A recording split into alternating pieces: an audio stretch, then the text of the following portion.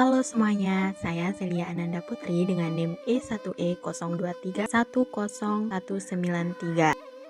Halo, saya Zulfitri dengan NIM E1E023101198. Halo semua, nama saya Anggita Widiawati dengan NIM E1E02310211. Kami dari kelompok 4. Halo teman-teman, jadi hari ini kita akan mempelajari tentang gotong royong di lingkungan sekitar. Menurutmu, mengapa gotong royong penting dalam masyarakat? Berikut merupakan tujuan pembelajaran kita. Nah, jadi gotong royong adalah kegiatan bekerja sama secara sukarela demi kepentingan bersama. Nah, teman-teman, gotong royong ini merupakan bagian dari budaya masyarakat Indonesia sejak dahulu. Kalian tahu nggak bentuk kerjasama dalam gotong royong itu apa aja?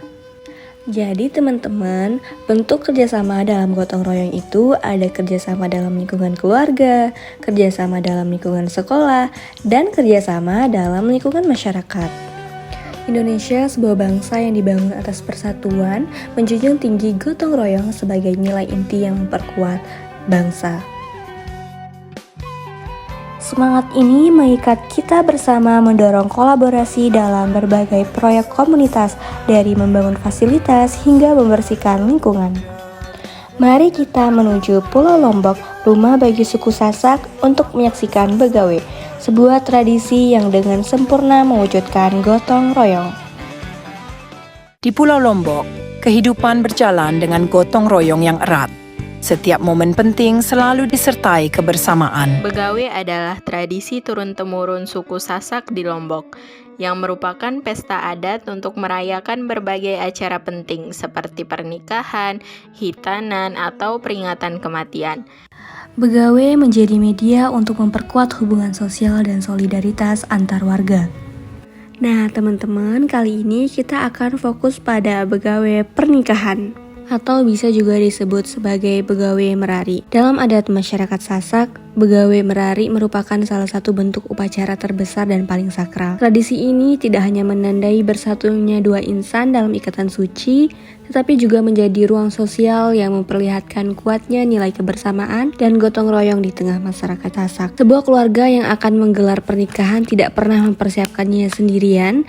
Seluruh warga sekitar terlibat sebagai satu kesatuan yang mendukung terselenggaranya hajatan. Nah, teman-teman, perhatikan video berikut.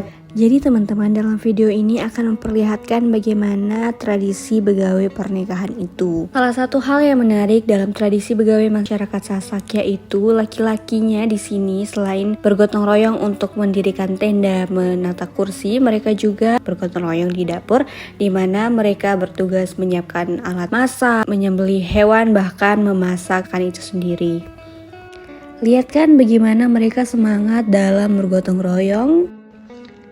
Jadi teman-teman, masakan yang dibuat biasanya dalam jumlah besar, misalnya beberok, terem bige, kuah ares, dan berbagai lauk kampung lainnya. Suasana memasak ini mencerminkan nilai gotong royong, di mana semua orang bekerja bersama tanpa menunggu diminta, karena membantu dalam begawe dianggap sebagai bentuk kepedulian satu kampung.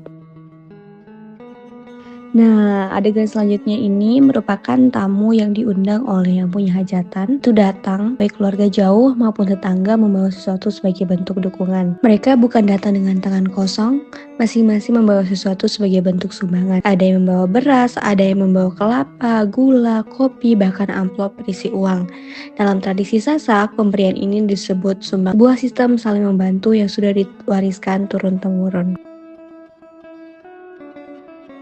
Jadi teman-teman, dalam tradisi begawe itu, khususnya tradisi begawe merari atau begawe pernikahan, ada yang namanya begibung.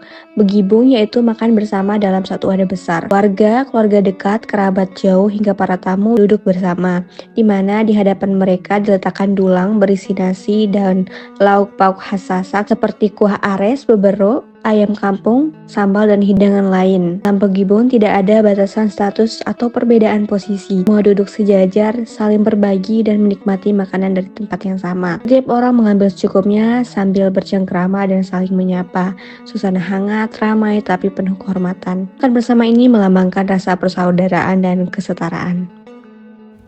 Setelah acara puncak selesai, semangat gotong royong dari masyarakat Sasak belum berakhir, di mana setelah acara puncak selesai mereka akan membersihkan tempat acara seperti mencuci piring dan lain sebagainya secara bersama-sama.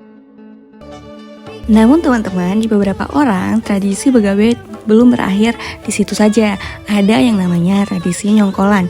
Jadi tradisi nyongkolan ini merupakan salah satu rangkaian dari tradisi begawe pernikahan. Nah, dalam tradisi nyongkolan ini ada iringan pengantin dan rombongan keluarga laki-laki menuju rumah mempelai perempuan sebagai simbol penghormatan dan penyatuan dua keluarga besar. Tradisi nyongkolan tidak pernah berdiri sendiri, ia terwujud karena adanya gotong royong yang hidup di tengah masyarakat. Rombongan nyongkolan terbentuk dari kontribusi banyak orang, kerabat, tetangga, pemuda kampung, hingga kelompok musik tradisional seperti gendang bele. Semuanya mengambil peran tanpa pamrih, ada yang membantu menyiapkan pakaian adat, ada yang mengatur barisan, ada pula yang memastikan iringan berjalan tertib sepanjang jalan desa. Sepanjang perjalanan, masyarakat sekitar juga ikut serta menunjukkan persatuan.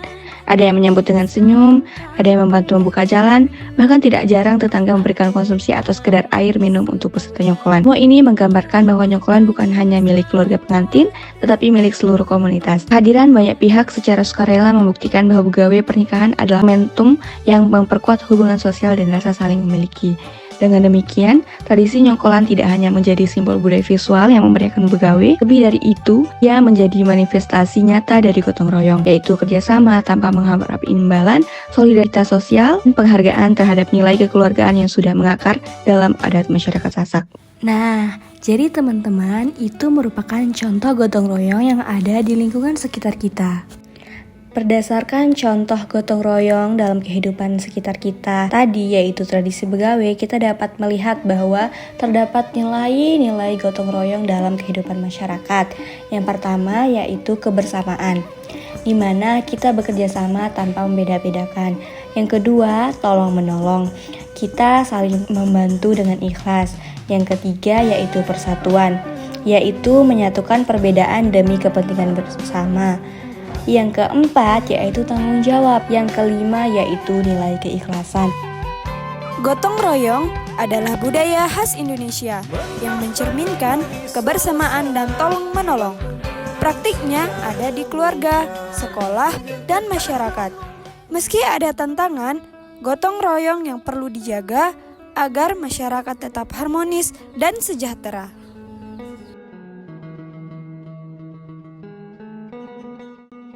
Mari kita hargai dan praktikkan gotong royong untuk Indonesia yang lebih cerah dan bersatu.